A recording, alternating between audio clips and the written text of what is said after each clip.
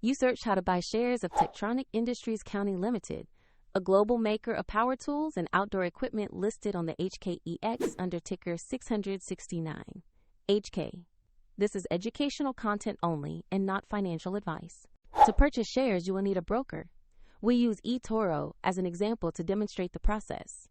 After signing up, you must verify your account, typically with an identity document, and add funds before you can buy. Use the platform search bar and enter the ticker 669, HK, to locate the listing.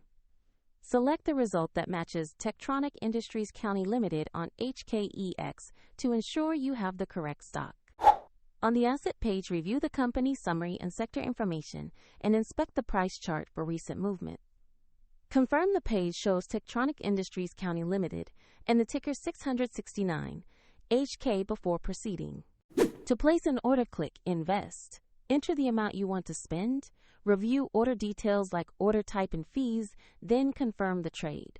If the market is closed, your order may be queued until the next session, and if you lack funds, the platform will prompt you to add money before confirming. Once executed, your new position will appear in your portfolio for monitoring. Find the link to eToro in the description if you want to visit the platform.